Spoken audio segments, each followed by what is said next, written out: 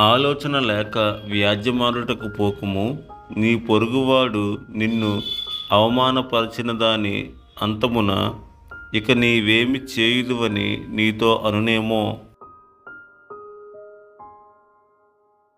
నీ పొరుగువానితో నీవు వ్యాజ్యమాడవచ్చును గాని పరుని గుట్టు బయటపెట్టకుము. బయటపెట్టిన ఎడల వినువాడు నిన్ను అవమానపరచునేమో. అందువలన నీకు కలిగిన అపకీర్తి ఎన్నటికినీ పోకుండును. సమయోచితముగా పలుకబడిన మాట చిత్రమైన వెండి పళ్ళెములలో నుంచబడిన బంగారు పండ్ల వంటిది. బంగారు కర్ణభూషణమెట్టిదో అపరంజి ఆభరణమెట్టిదో వినువాని చెవికి జ్ఞానము గల ఉపదేశకుడు అట్టివాడు.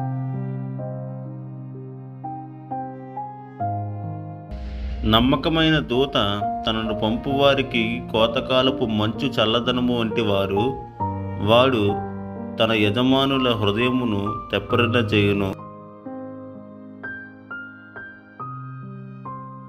కపట మనస్సుతో దానమిచ్చి దంభము చేయువాడు వర్షము లేని మబ్బును గాలిని పోలి ఉన్నాడు.